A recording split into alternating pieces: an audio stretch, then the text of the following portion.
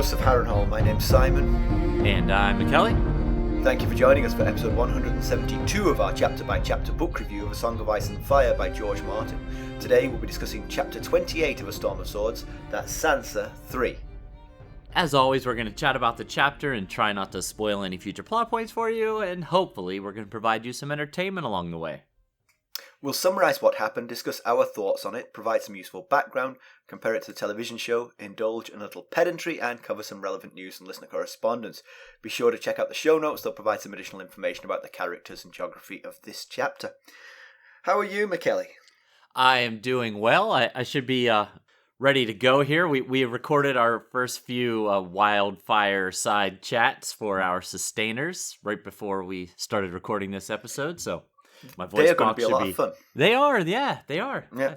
Good questions. We got some good questions right off the bat. Yeah. Hopefully our answers are equally up to the challenge. Well, yeah, I mean, they were fun to create, and I hope they'll be fun to listen to as well. So I agree. There's still a question mark over the video, right? Yes, we recorded it, both video and audio, and we'll see which we go with. Yeah. I've already watched a preview of both, and I hate my face, so... you had to watch the preview for that? How are you doing? What's going on? We're post-Christmas. How was your festive season? It's been very good. It's been very good. Yeah, I got a couple really nice things. I did finally set up my iPhone, so I am now... you know what? I knew that. Because all across the Ghost of Harrenhal stuff, things popped up saying new sign-in on iPhone, new sign-in on iPhone. I was like, oh, he's finally got round to that iPhone. I put it off as long as I could. We bought them back in early December, and I decided, nope, everybody but Molly, because she destroyed her phone, has to wait until Christmas, which gave me pretty much a month to mentally prepare myself. But eventually I did have to get around to doing it since I was paying for the phone. So I'm saying, arguably, I'm not hating it yet like I thought I would. It's been okay so far. I find myself not looking at it as much as I did my previous phone. I don't know what that's all about. That might be a good thing. Right, yeah. But my other really fun gift that I have been enjoying is Stacy got me a stand-up arcade style. There's a video game called Golden Tee. It's a golf game. You see it in a lot of bars. It's got a little like a ball that you roll to hit shots and stuff. And I'm not really a video game player. I stopped playing video games when I was a teenager. But we had this game available to us, a trip that we took to the mountains, and my friends and I that we were with really enjoyed playing it, so she got it for me for Christmas, and I've been enjoying it here in the basement. Well, that's fun. Yeah, that's fun. Yeah. I'm terrible, but that's okay. I'm having fun. That's all that matters. Yeah. How about you? How's it been going? Well, just coming back to the cell phones thing, actually, we were having a discussion with someone, I don't remember exactly who it was, and Carson said that of all the members of the family, the person who uses their cell phone the most is... And she said me. That's not. If that's the case, you're just you have my calls blocked or something. Because I never use my cell phone. But she said it was me. I was like, as you can imagine, I was scandalized by this comment. Yes, I agree. And I fought my corner, but I need to see evidence to support that claim. I mean, really, if that's true, we can just get rid of our cell phones. Right. Because they're not using theirs at all. Just go back to landline. Yeah. We had a nice time. We're going out of town for New Year, so that should be fun. Oh, yes. Right. Yeah. You're getting ready to leave fairly soon, right? That's why we're recording so early in the morning.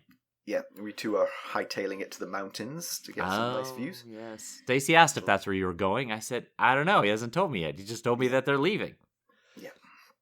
So that'll be good. So you have a story, I believe. I do have a story. He's been kind of hinting at this story with me. He's been setting it up for a while here, for the past couple days. It's possible I've oversold it, but so before Christmas, Carson works at an elementary school. They had their work Christmas party. Uh-huh. Now, elementary school teachers have a lot of steam to blow off. I totally understand. Sure, yes. But boy, did they blow off steam. It was we had fun. We had a great time. I drank more than I normally drink because I one of the other teachers' husbands was our designated driver, so I normally I'm driving to this kind of thing, so I don't get to drink. But this time I had quite a few, and I was quite. I'm a gregarious drinker. When I drink, I get more gregarious. Sure. Yes. And the evening moved to karaoke later on. Oh boy. Okay. And I'd had enough drinks where it was not inconceivable that I would do karaoke, but I hadn't had so many drinks that it was inevitable that I would do karaoke. So I was in that safe zone. Right. But normally, if someone says, "Do you want to do karaoke?" it's a hard no. I don't want to do karaoke because it's silly. Nobody wants to hear my voice, I can relate. No way I'm doing it. Yes. But I have a kryptonite. I have a weakness. Uh-oh. And that is the song, ABBA. Take Me Home, Country Road by John Denver. Okay. Yes. If that's coming on, I'm getting up there and singing it because I can't help myself. I got to sing that song. This stems from a trip to China when I was 20-something, where I sang that song. Odd place for that song to stem from, but okay, go on. I sang that song at a Chinese karaoke bar with a Welsh guy, a Finnish guy, and a Dutch woman singing an American song. It was very strange. In China. And to an audience of Chinese people who were just like open mouthed. Like, what the heck are these? So I'm sitting there just having fun, and the guy running the karaoke says, "Someone signed up for Country Road." And I was like, uh-oh. Here we go. And he said, "Who signed up for this?" And there were no takers. It was and Carson. Carson had also had a few. She was like, "Go on, do it." And she pushed me up there. So you're being set up here. Possibly. Me and the assistant principal went up together to sing it as a duet. And I got up there, and it's been a while since I've heard that song, so I was a bit rusty when the first few words came up. I was like, I don't really remember this, I'm figuring once I get to the chorus, I'll get into my stride, but for the first part, I'm just like, I mean, the words are there, but I don't quite know what the tune is for the first little bit of it. But this goes on, and we don't get to the chorus, and what words keep coming up, and I'm like, I'm not remembering this song at all. How drunk am I? It is not the song I thought it was. Apparently, James Taylor has a song called Country Roads, and it's that song. A song that I have no idea how it goes. So I'm there in front of 100 people composing a song as I sing it. You say as you go along. So I turn to the assistant principal in the hope that she at least can carry this, and she looks back at me like, I don't know what the heck this song is either, and I'm like, Eventually, someone jumps on stage and takes the mic from me. I am mangling this so badly. Oh, wow. You got gonged off of yes, off of a karaoke song. It was, oh my God. I swear, I woke up the next day with more grey hair than I went to bed. I was so mortified. Couldn't the DJ have just restarted with the right Country Road song? Somebody signed up for this song. It wasn't someone setting me up. Someone really did sign up for this song. Carson signed you up on the sly. Okay. I see. Oh my God. So I still have no idea what that song was, but neither does anyone in the crowd, because I was... Apparently. It's whose song did you say it was? James Taylor. It's not one of his more famous songs, I guess. Not to me. God, I like James Taylor too. I feel my blood pressure spiking just thinking back on that. I mean, I'm just grinning like a fool. Like, please forgive me for ruining your evening with this. Well, hopefully most of them had reached the point where any entertainment on stage was good enough for them. They had. Plus, there's something too watching someone completely bomb on stage. There's that train wreck effect where you can't look away. I don't mind bombing because I have a terrible singing voice. That's one thing. Right. But bombing because I have no idea what the heck I'm singing, that's just not fair. That's true. Yes, there's a difference. Oh, that's That's good stuff, though. I wish I could have been in the crowd. I would have. You don't really. It was. I mean, honestly, you'd have been entertained for a minute, and then you'd just been like dying for me, looking at my shoes, exactly inspecting the walls. Exactly. Anyway, let's get down to business. How did we leave Sansa Stark? Last we saw of Sansa, she was being fitted for a new dress by Cersei's own dressmaker. She was envying and pitying Margaery Tyrell in equal measure. The future queen has such self-assurance and equanimity in the face of her upcoming nuptials, hence the envy. But just because Loras was made a Kingsguard doesn't mean she's safe from Joffrey, hence the pity. Right. Sansa confided the Tyrells' plan to abscond her from King's Landing and marry her to their eldest son Willas to inveterate drunk and fool Sir Dontos, causing Mackelly and Simon to question her wisdom in sharing this plan. When you write it down, as I had to just hear, when I wrote this down, I was like, it really does seem like a terrible plan. When you look at it from the right light, it's a terrible idea. He went full rain on her parade mode. They just want you for your claim. They're Lannisters with flowers. He is no Florian. Right. Mackelly, why don't we give the summary of this one? Did we write this summary? I feel like I ducked this one somehow. Why do we have a summary here? We do have a summary here, and it was not written by you or me. It was provided to us by our Royal Kingsguard sustainer, Genevieve. Thank you, Genevieve. So, That's yes, awesome. Thank you, Genevieve. I've read through it. It's very good stuff. So here it goes. Sansa's gown is ready, and now she has to get ready for it. She's bathed, her hair brushed, her nails trimmed, and she's doused in perfume. Cersei herself comes to observe the dress fitting, where Sansa is dressed head to toe in new clothes. The dress is lovely, luxurious, and expensive. It hugs Sansa in all the right places. Both the seamstress and Sansa are very happy with the result. Sansa twirls around in her new dress thinking about how it will make Willas fall in love with her at first sight. Hopefully, he will even be so smitten as to forget that she had a claim to Winterfell. She's harking on that whole they only want you for your claim thing. Right. Cersei, on the other hand, has other plans. She asks for jewellery and then comments that Sansa looks so lovely that it is almost obscene to squander such sweet innocence on that gargoyle. Sansa does a double take. What gargoyle? She asks. How could the queen know about Willas? Sansa, as you might expect, starts to panic. Cersei, however, commands a cloak be brought out. It's a maiden's cloak, a long white cloak with the direwolf of House Stark embroidered upon it. This is to be a wedding. The new dress now makes sense. Sansa refuses to move, but Cersei insists that, as a ward of the crown, the king has decreed that she should marry Tyrion Lannister. Sansa despairs, realising that Dontos the Fool was right. The Tyrells, just like the Lannisters, only wanted her for her claim. Upon leaving the dressing room, Sansa tries to run but is caught immediately. Sir Meryn Trant gives her a murderous look, but Sir Osmond Kettleblack is gentler and tells her to be brave. Sansa relents, and before she realizes, she's entering the sept where the wedding will be held. Joffrey is waiting for her just outside the steps. "I'm your father today," he announces, and to further antagonize her, tells her that he could easily marry her to whomever he likes. At this point, Tyrion arrives and asks for a word with Sansa.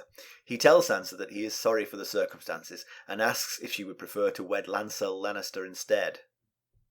Sansa's defeated. One Lannister or the other, what did it matter? They only wanted her for her claim.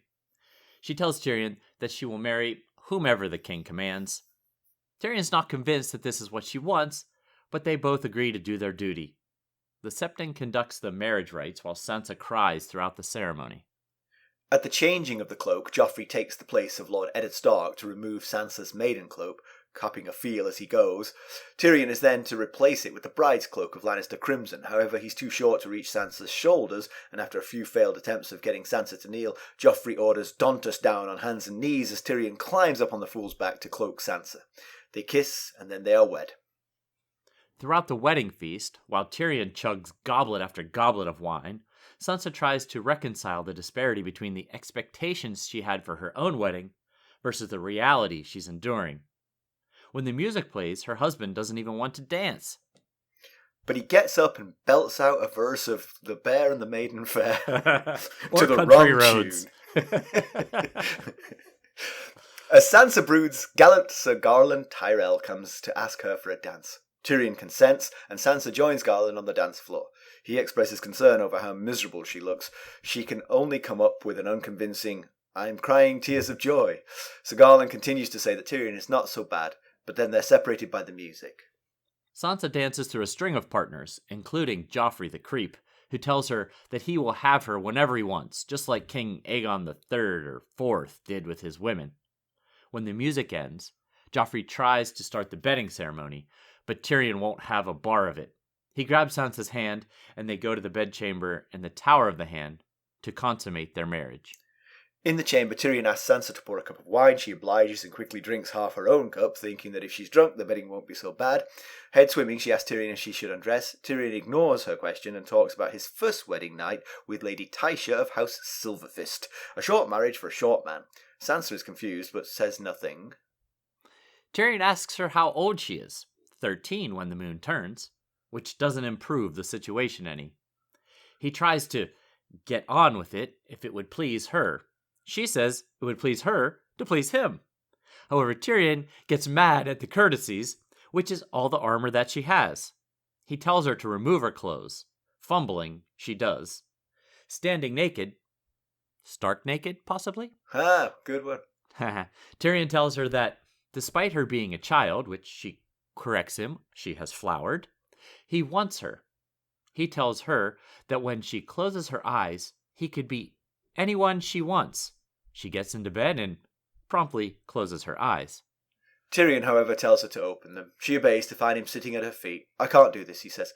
He'll wait however long it takes for Sansa to trust him a bit more.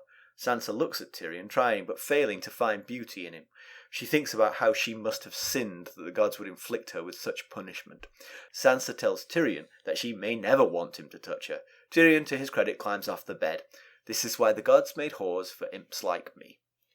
Well done, Genevieve. So thank you, Genevieve. Yes. Yeah, very nice, very nice. Although I will note that there were some sort of alliterations in there that you and I would have avoided because we know how inept we are at stumbling over words. 172 of these. We know which. But no, yes, it's very well done. I enjoyed that summary. So the mystery dress is white all along. Right. We should have guessed it. In fact, we did guess it. We did, yes. It also happens to be the house color of House Stark. So it wasn't necessarily a giveaway of what was coming to Sansa. And it doesn't seem that there's a Westerosi tradition of white being a bridal dress. Right, yeah. Actually, at the karaoke night, one of the teachers had a picture of her son's wedding in which the bride's mother was wearing white. And the teacher was like very disapproving of the whole thing. Isn't there a whole rule against that? Well, I think the general idea at sort of Western weddings is that nobody but the bride should wear white. Right. Yes. Is the idea. Exactly. But honestly, when I saw the dress, it was like blue. I was like, really? Are you sure this is white? How many have you had already? Yeah, I think the biggest clue of all was the fact that the dressmaker made a point of not revealing the colour. Right. Dressmaker would have totally been like, "It's going to be green!" Right. Yeah, that was set up by a decision by Martin, smartly, to keep us in suspense a little bit longer. It got blown when Tywin told Tyrion, "You're going to marry Sansa Stark." It gave us a pretty good indication of what that dress was for, but... Yes. Only from Sansa's point of view was this still a surprise. Right, yes. Everybody else was in on it.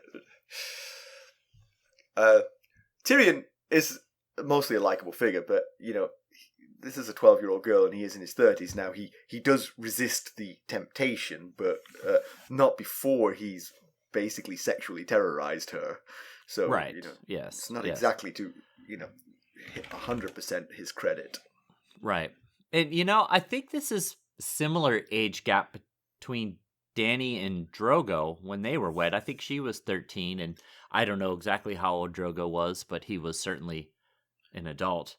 So, it makes you question why Martin set the ages as such in this story, which seems rather intentional. Many of the primary characters in the story are 16 and under. Yeah. Bran and Arya were under 10 for a good portion of this story. And I think there's some other Stark kid that's even younger than them. Yeah, I mean, honestly, I don't really have a problem with it here because Tyrion is feeling the moral quandary of it. He's supposed to do this, but this, he's not doing it because he feels the revulsion of it. Much more problematic with the Drogo and Dany thing, because Dany supposedly falls in love with Drogo, but right. That's sort of like making excuse for molestation to me. Yes. I see there. Yeah, you could see a distinction there. Yeah. Also, Martin, if he was writing true to medieval era, teenage brides were probably a lot more common at that time than in current day, which is challenging for us current day readers to stomach. But in reality, teenage brides were probably not all that uncommon, especially even being married to older men. Right, but it doesn't mean that they weren't terrorized by it. Right. I'm sure they were. Although Sansa seems to be more concerned with his looks and his size than his age. She never mentions that, he's so much older than me. It's mostly just about how unattractive she finds him. Yeah, Willas would have been a little bit younger, but not much. Yeah, I believe he's in his mid-20s. So still a pretty hefty age gap, especially for a 12-year-old. But but to a certain extent, she would have been reared to kind of expect it, really.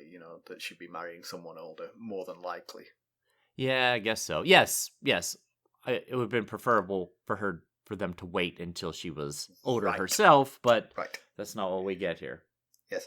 Given that her father figure in this chapter is Joffrey Baratheon, first of his name, that's unlikely to be caring for Sansa top of his list. Yes, that is true. So of course, these are two POV characters, both Sansa and Tyrion, and he gave the chapter to Sansa, which is interesting choice. You could have also seen this from Tyrion's point of view and got. I mean, I think we all know what's going on in Tyrion's head. He had some lust, but he also had some compassion for a child, Right. Yeah, definitely. Tyrion's perspective would have been also pretty fascinating to see because he's also got someone else that he's in love with. Sansa theoretically has someone that she's hoping to fall in love with in Willas. Right. But Tyrion has an actual person that he has actually fallen in love with. So getting his mind, getting into his mind during this whole thing would have been worthwhile listening, reading, viewing. You know me and forgetting things. Has Tyrion talked to Shay about this since it was announced? He has not. Interesting. So, yeah. I'm slightly polluted by the TV show there because I watched quite a lot of the TV show around this chapter, and he has some excellent conversations with Shay. Oh, okay. In the TV show. Yes, which I'm sure. Of Tyrion also has the added baggage of having been married once before. Yeah. A marriage that, to Tysha that ended so tragically, which he alludes to here with the Lady Tysha of Silverfist, of House Silverfist.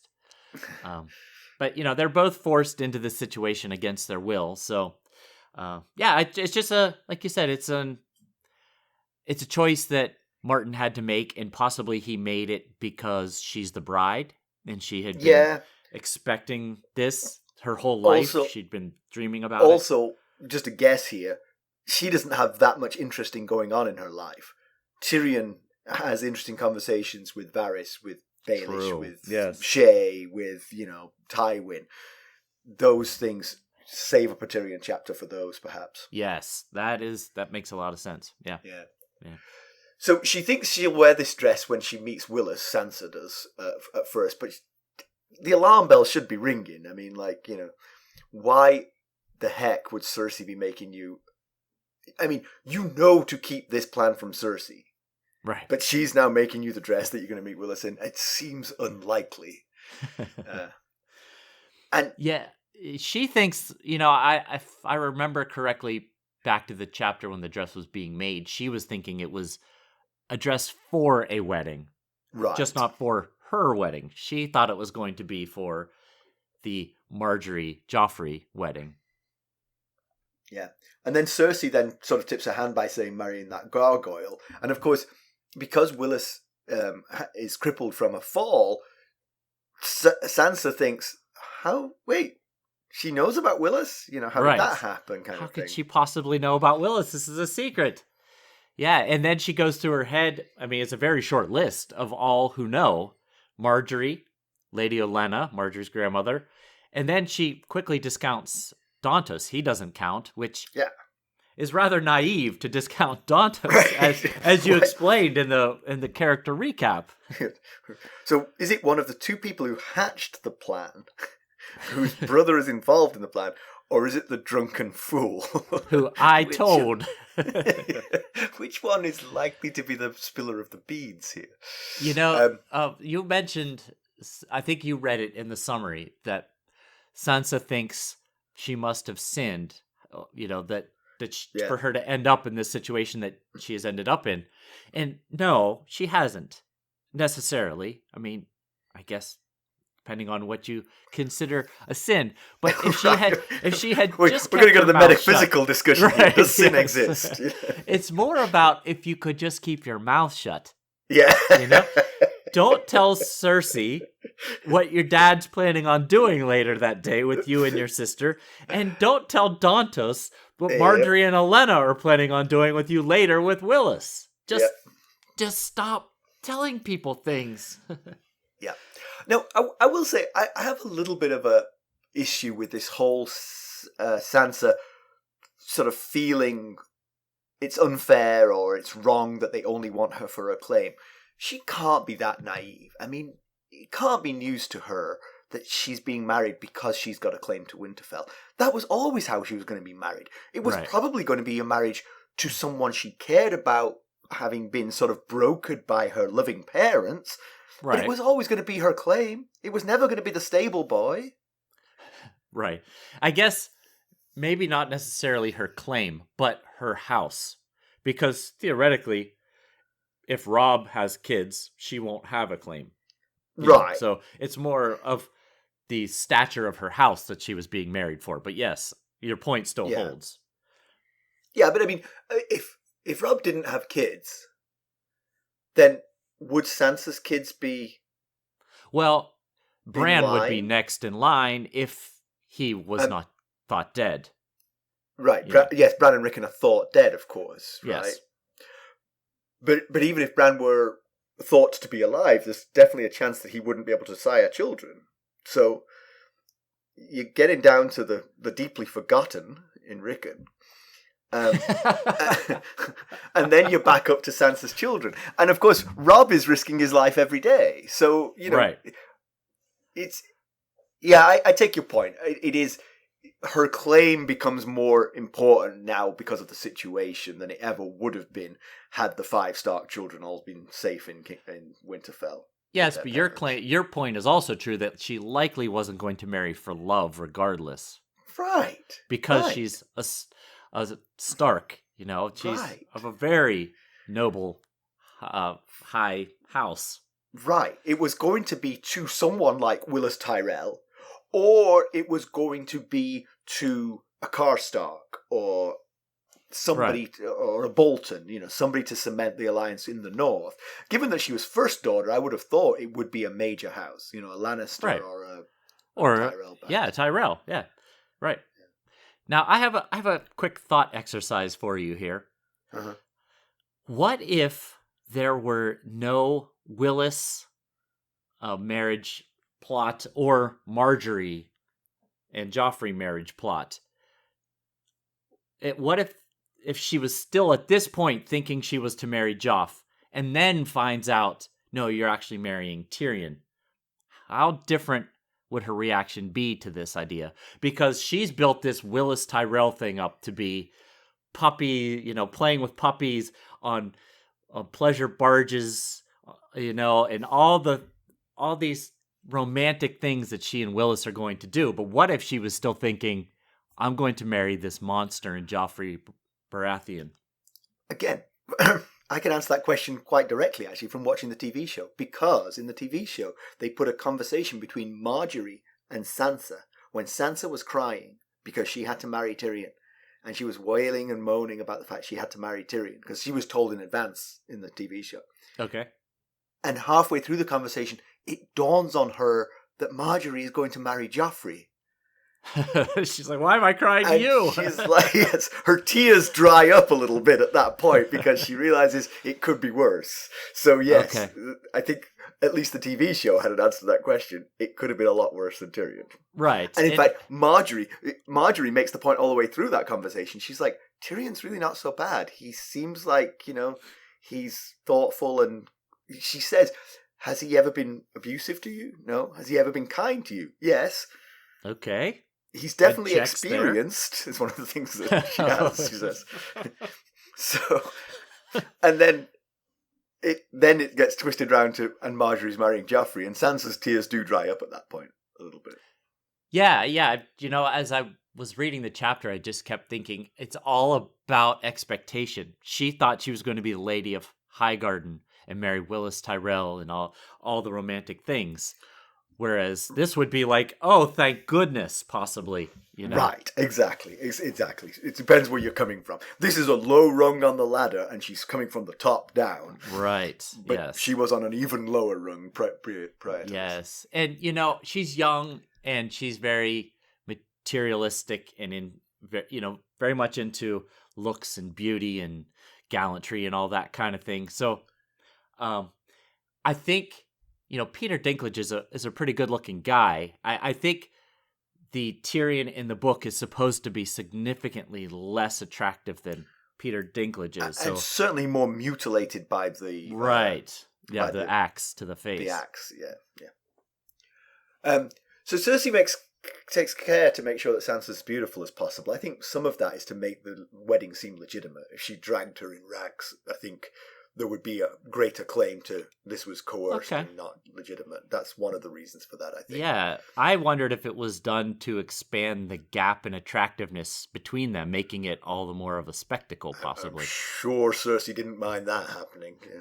Yeah. Certainly the timing of the revelation seemed rather calculated, springing the reality on Sansa for max effect right when Sansa's acknowledging how beautiful she is. She's the seamstress or someone says, "You look beautiful," and she says, "I am, aren't I?"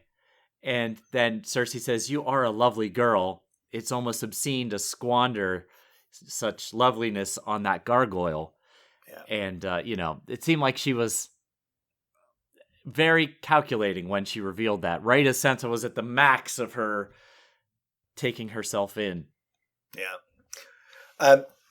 When she enters the Sept, she feels all the eyes upon her and she feels very vulnerable. And this, of course, then reminds her of when Joffrey stripped her in front of everyone and Tyrion saved her, which is a nice thought to go into your wedding with Tyrion with. Yes. Sort of. Right, yes. That's what causes her, when Osmond Kettleblack says, it's okay, you need to be brave, wolves are brave.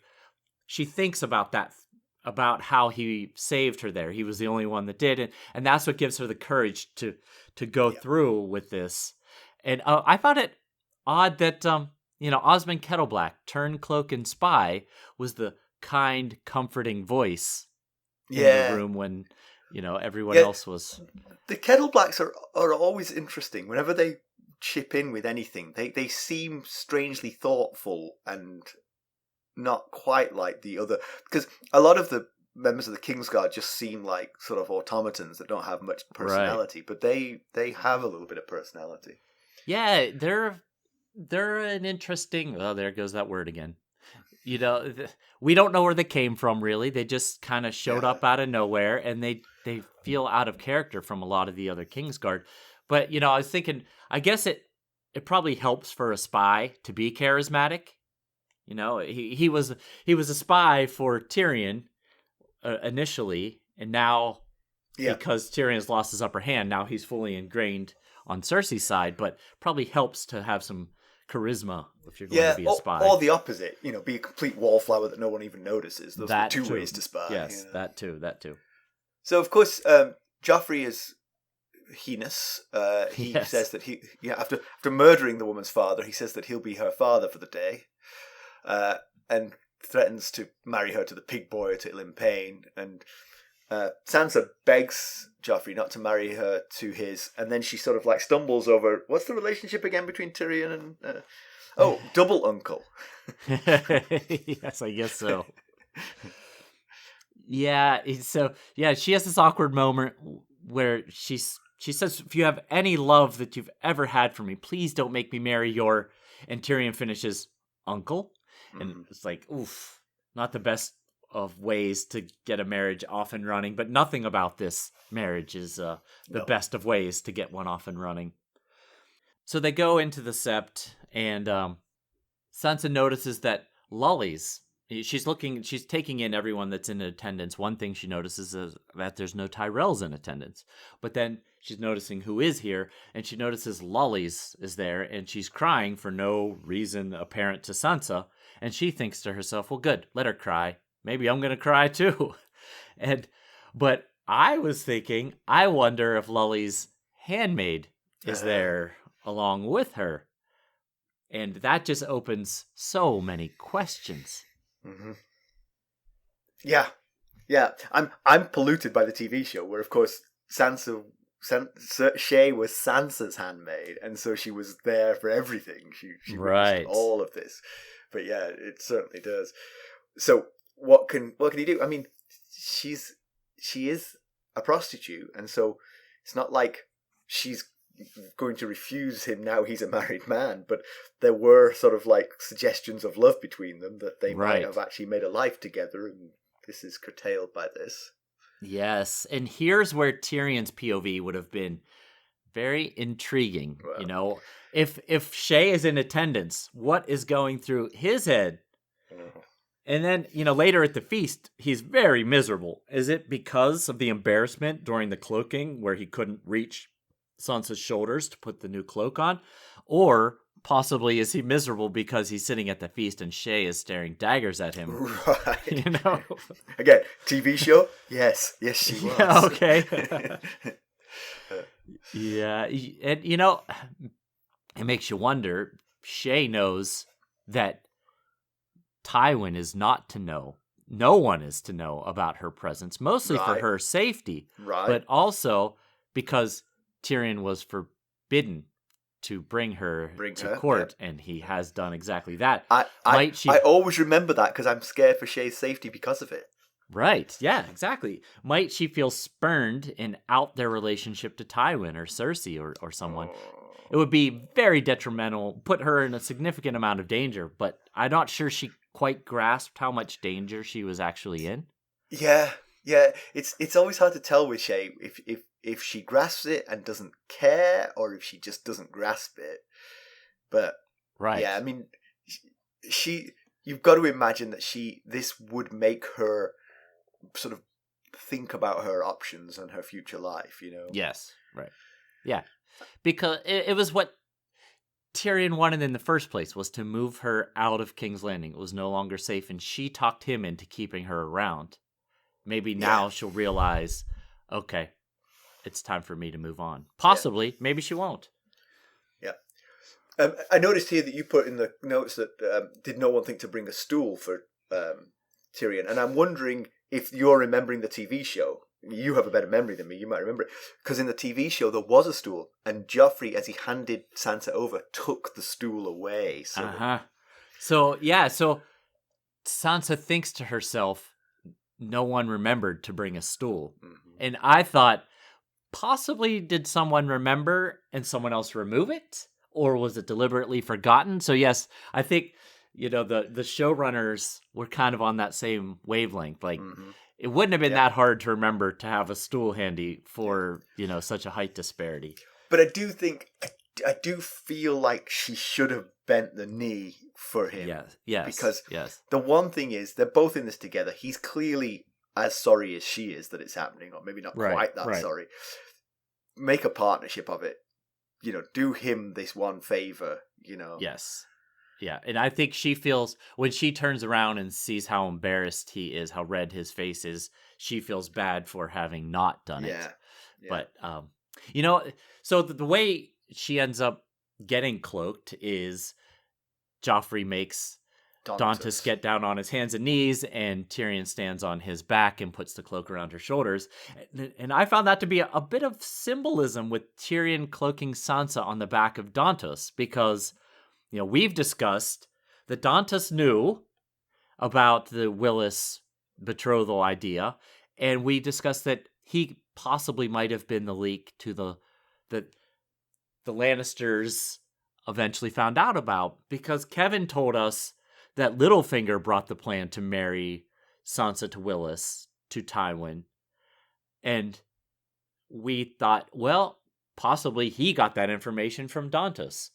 So if that's the case, which we haven't found one way or the other yet, then it is Dantas whose back this marriage is built upon. Yes. Tyrion married her because of Dantas. Right, because of what Dantas let slip. Absolutely. So, and of course, it's also a joke of a marriage, and he is the jester or fool. So, So the Tyrells are not present at the wedding. So there's a couple of ways to interpret that. My initial reaction, and again, I've read this chapter several times, but I've watched a lot of the TV show around this. Yeah. So the two are really merging for me here, but. In the TV show, they were present and they were aware, but felt they couldn't do anything.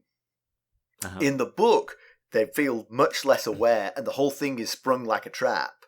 So it definitely feels like there's a possibility of two reasons they're not there. One is they were never invited. The Lannisters wanted this done without any hesitation, without any possibility of interruption. Or the second was they were invited and didn't want to go because they had their own plan and this foiled it, Yes, exactly. Yeah, those are the two primary options.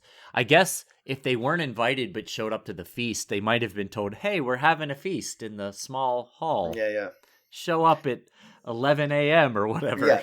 Or hey, Tyrion and Sansa just got married. Come to the feast. Like, I guess we will.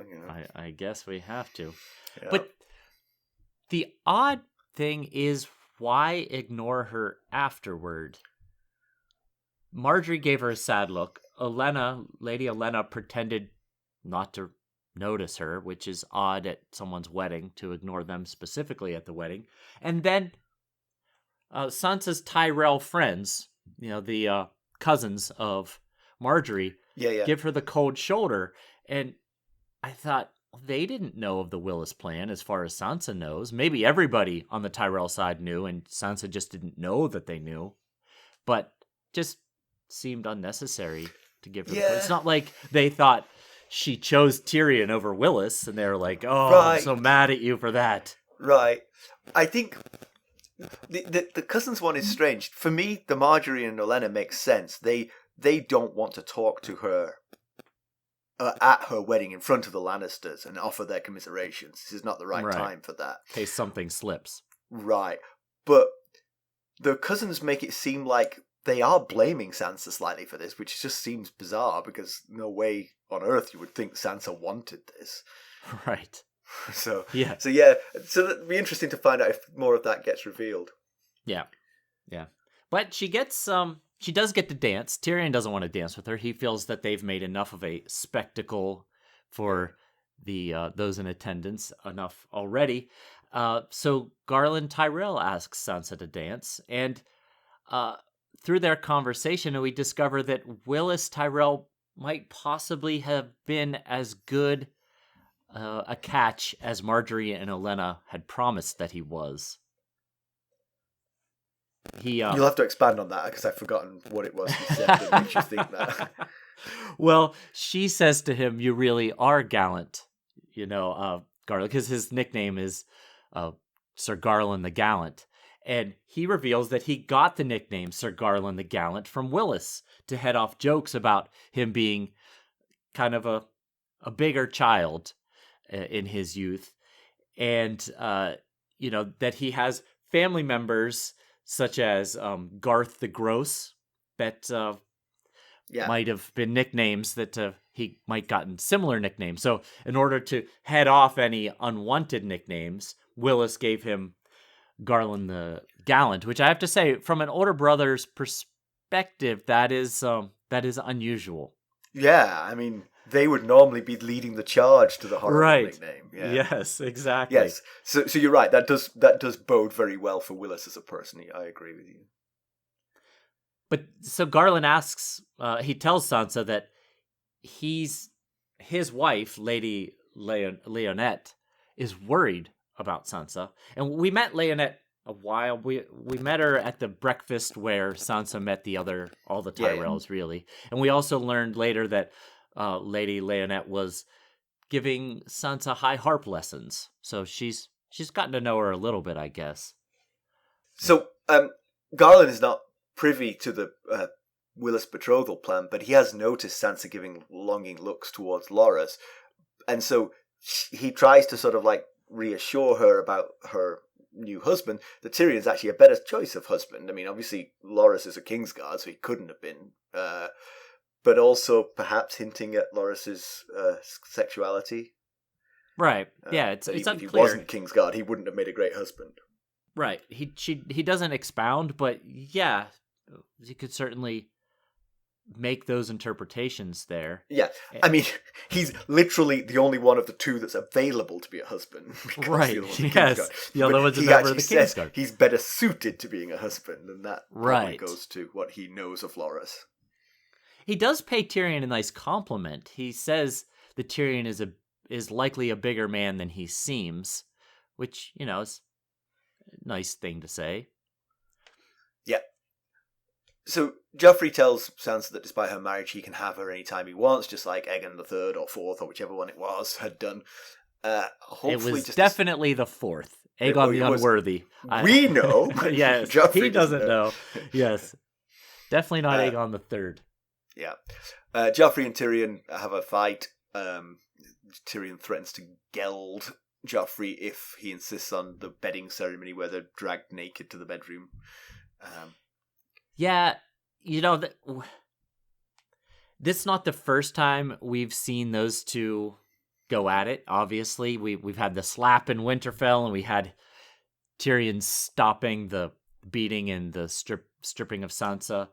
But now Joffrey is a much more established king than he was in either of those two instances. So it's a lot more dangerous, and it's significantly more public.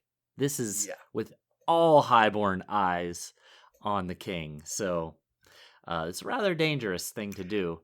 But about the Joff telling Sansa he can have her anytime he wants, even though they'll both be married, you have to imagine that Cersei and Tywin would try to prevent or discourage that behavior. But, he is the king. Yeah. He can do pretty much honestly, what he wants. I don't think he's that interested. I think he's, I think he cares more about violence than sex, Joffrey. Yes, so. I agree. Yeah. The violence of threatening is probably more the fun part of it for him than... he mentions his father's behavior. He mentions his father had women on the side whenever he wanted. And, especially with what Cersei dealt with from Robert, you would hope that she would be extra vigilant to make sure such things didn't happen. I say on one hand, but on the other hand, I say that she also dealt with physical abuse from Robert and has turned a blind eye to the physical abuse of Sansa. So yeah. I also, if Joffrey were to turn into his father, his purported father, Robert, then given that his wife would be Marjorie Tyrell, Cersei wasn't going to give two figs what happens to Marjorie Tyrell. So if she gets physically abused or if she gets cheated on, she is not going to care. Yeah, that's possible. Yeah. It's sad, but very possible. Yeah. So Tyrion brings up his first marriage to Lady Tysha, of House Silverfist, which is quite a funny name for it. Yes.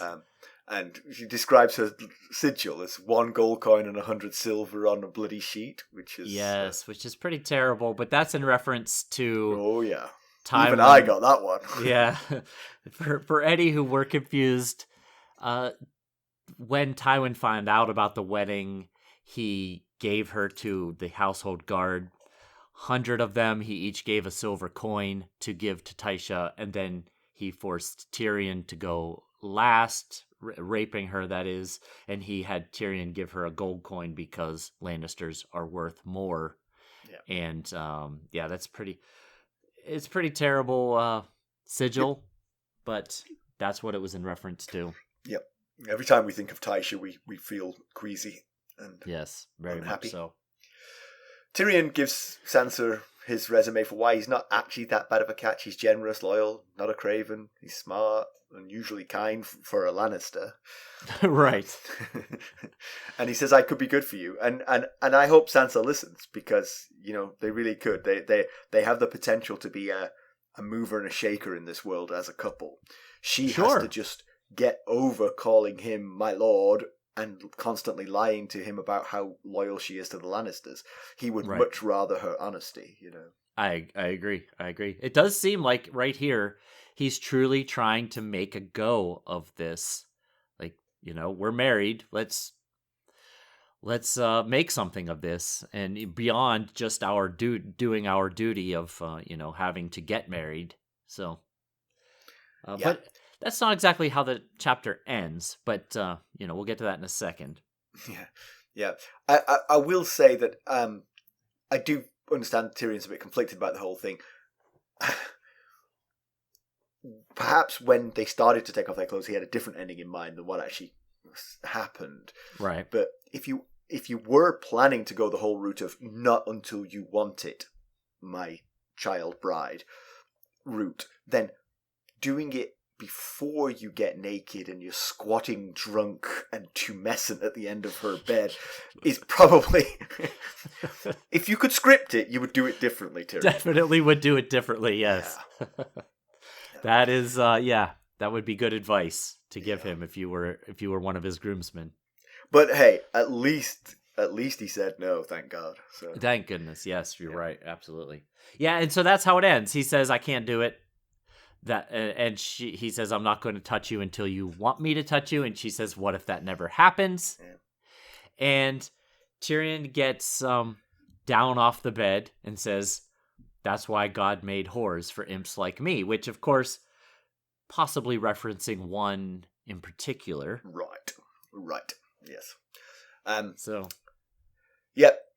All right. Well, I mean, honestly, it's a long, dark tunnel of a chapter, but again, I wish I could just be Sansa's life coach and say, look, make the most of this. Make lemonade out of these lemons. Exactly. He's honorable enough to tell you he's never going to force himself on you. Well, now you're just a couple who can make plans together, Sure. You can always say no forever if you want to. He's given you that option. Right. In the meantime, you are the heir to Casterly Rock and the second heir to Winterfell as a couple. Yeah, although, as he has been told Tywin he'll keeps never telling inherit. Him, yes. but their children might. Right, that's true. Yes. Although, actually, I've got to say, if I were Tywin and tried to be Tywin, I think I would prefer Tommen over the child of Sansa Stark and Tyrion. Probably. Yeah. But it depends. I mean, it could be, because it would not be incestuous, it might be a nice kid. I'm not sure Tommen's awful yet. But... Right. He doesn't seem to be, but he's very young. Yeah. Do you have some background for us, Mackelly? I do have a little bit. So Garland, like I mentioned earlier, Garland tells Sansa that Willas was protecting him from an unwanted nickname by giving him the moniker Garland the Gallant First. Garland mentions having an uncle nicknamed Garth the Gross, as an example of an unflattering Tyrell nickname that unfortunately stuck. Well, Garth is uncle to Mace Tyrell, so great uncle to Garland. Aside from his unfortunate moniker, he's also held the title of Lord Seneschal of Highgarden since his brother Luther Tyrell, Mace's father, was Lord of Highgarden. It's basically the top steward of the castle. And fittingly, the Tyrells once held the title of High Steward of Highgarden during the rule of House Gardner. That is, until the last Gardner king was killed in the Field of Fire. Harlan Tyrell, the High Steward of Highgarden at the time, surrendered Highgarden to Aegon the Conqueror and promptly bent the knee. Aegon the Conqueror then promoted Harlan to Lord of Highgarden, Paramount of the Mander, and Warden of the South, and the rest, as they say, was history. So comparison with the television show. So I've been catching up a bit on the TV show, because often what I do with the TV show part is I go looking for the scene that corresponds. But I spent a little bit of time sort of watching around this to sort of see what I'd missed, and sort of, so I caught up on a few things. There are a few differences I'd neglected to take note of. The Tyrell's plan was to marry Sansa to Loras in the TV show. He was not in the Kingsguard at the time. Oh, okay. Oh boy, she'd really be devastated now after that loss. The plan was actually being hatched by Varys. On behalf of the Tyrells. That plan was being hatched. Okay. Tywin met with Olenna Tyrell. That was Diana Rigg and Charles Dance. So good, that scene. Oh, I bet. That scene was so good. I bet George Martin, as he watched that scene, was like, I should have made those POV characters from the start. Just for this. Just for right, just for this. Yeah. So they meet to discuss matters. Tywin wants a further bonding of the two houses by Loras marrying Cersei. Olenna objects, but Tywin threatens to put him in the Kingsguard. That's the threat. Okay. But then he says something I didn't quite fully understand about this leading to a withering of the Tyrell name. But he has two brothers. I don't think they ruled the brothers out of the TV show. I think they're part of the TV show too. So it didn't quite make sense to me. But anyway, all this leads to Tyrion and Cersei whining to each other about their father's machinations steamrolling their feelings, because they both end up in betrothals they didn't want. Right. Sansa is forewarned by Tyrion himself in a scene which is just everything that Shay does in the TV show makes the TV show better. So she's like combing Sansa's hair or something when Tyrion arrives, and Tyrion says, "Can I speak to you alone, Lady Sansa?" And Shay says, "No, I want to hear this." And Sansa's like, "Yeah, I trust my handmaiden." And he's like, "Sometimes people feel like they want to hear something, but it would be better if they heard it in a different context." But Shay's like, I'm staying. I'm staying put. As I mentioned, Sansa cries to Marjorie. Marjorie actually points out several of Tyrion's saving graces. It dawns on Sansa that Marjorie has it worse. Bronn advises Tyrion to wed one and bed the other. As Bronn would. As Bronn would. Then Tyrion gets a dressing down from Shay, which is going to leave some marks, believe me. At the wedding, the Tyrells are present at the wedding. Obviously, this in the TV show, it was much more public, the plan, and the Tyrells were just sort of like railroaded into it because they couldn't stop it. Cersei has a scene with Marjorie, which is like this whole part of the TV show reminded me of how much I enjoyed the TV show, because watching all these scenes, I was just like, oh, this was so good. It was right in its prime, right there. It was so peak. So Marjorie arrives and sort of like links arms with Cersei and calls her sister, and so Cersei, apparently apropos of nothing, relates the story of the reigns of Castamere. And finishes it by saying, "If you call me sister again, I'll have you strangled in your sleep." The whole time, Marjorie is like waving and smiling at everyone in the crowd, sort of. But the whole time, the smile is getting less and less, further and further from her eyes. Joffrey is as odious as Joffrey is. And as I said, Joffrey actually actively removes the steps to make the difficulty with the cloak. Okay, yes. Right. Joffrey specifically on the TV show says that he could sire the Lannister children on Tyrion's behalf, and that would be better for Sansa. So he's not just saying he could do it, but he could also be the father of her children. So that actually made it even more sinister in some ways. Yeah. Tyrion gets drunk and makes the same promise to Sansa. She makes the same riposte about I might never say yes. But then his line is good after that. He doesn't say the thing about the horse. Instead, he says, "And so my watch begins." Like, so I'm telling you that TV, those few episodes where this sort of like all played out were really strong. Oh yeah, yes. I really enjoyed catching back up on it. Pedantry. I didn't find anything in this one. Yeah, me either. There was one bit between the dancing and the talk of the bedding ceremony where Joffrey rips Sansa's sleeve, but they had separated they danced together for a bit because you change partners in the dance. And then there was like 3 or 4 partners after Joffrey before she ended back up with Sir Garland. It was like the 4th partner. And then Joffrey says, we're going to start the bedding, and Tyrion says, "I'll geld you." And Joffrey grabs Sansa's arm, and Sansa tries to pull away, and he rips her dress. And I thought, how did they get back together? But that's easily explained. He could just walked over to Sansa, so it's nothing worth mentioning. Yeah. One other thing from the TV show. This is kind of unsubtle of the TV show, I thought.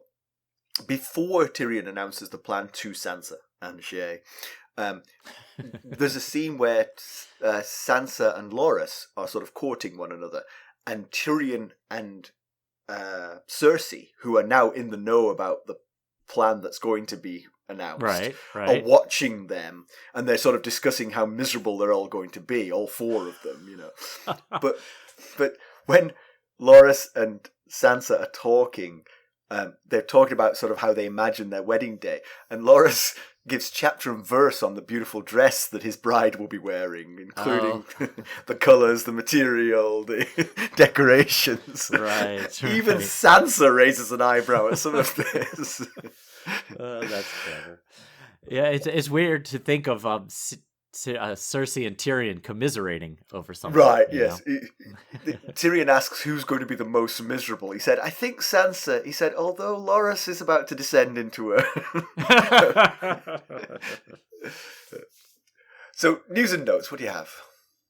On his blog, which is called Not a Blog, we reference it fairly regularly, George Martin provided some really cool insight into what Casterly Rock is like both inside and out, and he went into details comparing it to his inspiration for the castle/rock, the Rock of Gibraltar. Turns out Casterly Rock is significantly larger than the real-life rock, but both real and fictitious rocks have halls, chambers, caves, galleries, and such. Yet, Casterly Rock has many more features, from grand halls to dungeons and fanciful things that they don't have in the Rock of Gibraltar. He also mentioned, which I thought was really neat, that he plans on having a POV character take a trip to Casterly Rock. So we should finally get to see the place with our own eyes, or at least through the eyes of the POV. Yep, cool. Yeah. He also mentioned that shake-up at HBO Max has had some effect on Game of Thrones spin-offs, but not House of the Dragon. I mean, obviously, this is the thing. If I were an executive at HBO, I'd be like, see how well that one did? Why don't we keep rolling these out, Right, yes, until they stop. Right, but some have been shelved, but George Martin's not too concerned. He figures that something can be put on a shelf, it can be taken back off a shelf. He said he's been working on it's Winds of Winter, isn't it? I've forgotten the name of this thing. It's been so long in the pipeline. You're right, yeah. He's also been working on Winds of Winter, but unfortunately that's one of a list of many projects that he's working on, not the only thing he should be working on. Right, as we'd like it to be. Yes. We have a new sustainer at buymeacoffee.com. Vanessa became a sustainer and sent us a very nice email. And she said that she did a beer nose snort. I'm getting the words wrong. On one of our Rickon jokes. A spit take with beer? A spit take with beer, yeah, basically. I like your phrasing better. A beer nose snort, yes. Yes. Something like that. Vanessa, I'm sorry if I'm painting you in a bad light here. I don't intend to. Yes. But I do approve of drinking while you're listening to us. That makes a lot of sense to me. It definitely does. We're probably a lot more tolerable and entertaining if you've had at least some alcohol in you. So thank you very much. It's very exciting to have you on board. very much look forward to interacting with you. Also, please keep up the rating and reviewing on Spotify and Apple Podcasts. We are still leading everyone on Spotify in our niche, but we've got lots of catching up to do on Apple Podcasts since we're newer than a lot of the other Song of Ice and Fire podcasts. So please keep up the good work. We very much appreciate it. We certainly do. Let's conclude. So, obviously, it's just awful for Sansa. She's too young. Being that young, it's just abominable that she's been forced into this. But Tyrion is one of the Seven Kingdoms' good, air quotes, guys. She could do an awful lot worse. For instance, her previous betrothed. Sure, absolutely. If she can overcome her revulsion, hesitancy, and learns to speak the truth in his presence, they really could become a powerful couple. She, I think, is smarter than we think. She hides it. She masks it a little bit behind sort of like the fairy tale princess thing, and he's very smart and decent. And between the two of them, they could do much good if they could, if they could make the most of their power. Yeah, and I really do think if Sansa, or really any wife, was loyal and loving to Tyrion, that he would give up his visits to the brothels and even Shay, I'd like to think. Except I wouldn't like to think that because I am Team Shay. You are Team Shay, yes. all I want is what's best for Shay. The whole Seven Kingdoms can go to. But so the marriage was not consummated. So that the Tyrells are not the Tyrells. The Lannisters are 0 for 2 in their recent, basically forced marriages being consummated. Obviously, Tyrek Lannister and baby Ermistad Hayford did not consummate the wedding. God, I would really fingers crossed. Yes, I don't even know that would be possible. And now here, this one is not as well, and that it means something for the marriage not to be consummated. Unconsummated marriages in Westeros can be annulled more easily than consummated marriages, although Tysha and Tyrion prove otherwise. Right. We learned back in, I think it was Brand 5 or so of A Clash of Kings, that sometimes witnesses are actually present for the betting to make sure consummations occur. Right. And I'm kind of surprised that didn't happen in this case, since it's so important to Tywin that it does happen. I think the ideal choice would have been Shay. Yeah, right. Yes, I'm sure that would have gone really well. Yeah. Also, the chapter ends with Tyrion getting down off the bed, saying, "I'm not going to do this," and it leaves you with the possibility that maybe they didn't even sleep in the same bed together. In which case, if that happened in Westeros, that's considered bad luck for bride and groom not to sleep in the same bed on their wedding night. So, that's not great. Yeah. Well, I don't think either of them are wishing for an awful lot of good luck for the wedding, for the marriage itself. They perhaps wish good luck for themselves, but not the marriage. Possibly. That's possible, yes. So how does this affect the escape plan with Dantas? It seems that Dantas might have spilled the beans to cause all this. Does it... I mean, I think he felt that her marriage to Willas would derail his rescue plans. Does her marriage to Tyrion derail his rescue plans? Or does it change nothing? Right, yeah. Yeah, the original part of the plan was to wait until the hustle and bustle of the royal wedding, the Joffrey Marjorie wedding, when nobody be paying attention to her, and then whisk her away at that point. Well, now she's technically a Lannister, and she might have more eyes on her, especially her husband's. Right, she'll certainly have a seat at a higher table than she would have done if she was just a captive visitor Stark. Yes, that's possible. Yeah. I wonder if Tyrion might be like, "Take me with you. Let's go." Yeah.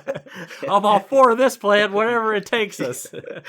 You got any secrets brewing that I might latch onto? And how do the Starks react to this news? I mean, I think on the one hand, the Starks will discount the marriage as completely, fake, but they'll be absolutely horrified at the thought, because he was, to a lot of the Starks, he was a gargoyle, a monster when he visited. Now, to a couple, he kind of presented a different face, when he came back from the wall with the plans for the saddle. I think John didn't treat him very well. No, Rob didn't treat him very well. But I think Rob did think that was kind of nice of him. So he's... The impression of Tyrion in the Northern forces might be a little bit mixed, but it's going to make them angry. It's going to make them angry that they chose Tyrion as the forced husband. And I think they will look at it at a lesser level, but similarly to Ramsay Snow and Danella Hornwood, that, this was not of Sansa's choice. Right. And therefore it should be discounted. She was forced into this wedding. Yeah. Let's hope Sansa has a better outcome than Danella Hornwood. Yes, very much so, yes. But, based on how the chapter ended, it seems like you're going to get your way, and Tyrion is still planning to see Shae. Hang on a second. Let me just restate my opinion here. I want what's best for Shae. I'm not saying that that's necessarily best for Shae. That's true, yes. That might not be. He's her meal ticket today, but I want her long-term health and well-being. Right, yes. But Tywin, he made good on his plan here. At that small council meeting, he told Tyrion, "You're going to marry Sansa." And sure enough, he just married Sansa. Well, that wasn't the only wedding he announced at that small council meeting. So might we soon be hearing wedding bells for Cersei and Willas Tyrell? And next week we're back to Arya, carrying on her multi-chapter hunt for Lord Beric Dondarrion. Seems to be. He can't be killed, but he can't be found either. It's hard to kill him if you can't find him, I guess. Yes, the wild goose chase. Will it finally come to an end? We'll see, I guess. Yeah. There are 3 ways that you could help us. You could leave us a positive review. You could buy merchandise at ghostsofharrenhal.threadless.com. I got a nice t-shirt for Christmas. Or you could buy us a cup of Arbor Gold at buymeacoffee.com/ghostharrenhal. Become a sustainer at the Lord Paramount or Knight of the Realm level, where you'll get your episode a day early and ad-free. That's right. Just like our newest sustainer, Vanessa. We're very excited to have you. And of course, you can reach us at ghost.harrenhal@gmail.com, or you can go out and follow us on Twitter at @ghostharrenhal. We are also on Facebook, Instagram, Discord, and YouTube. Thanks for listening. Thanks. Bye. Bye.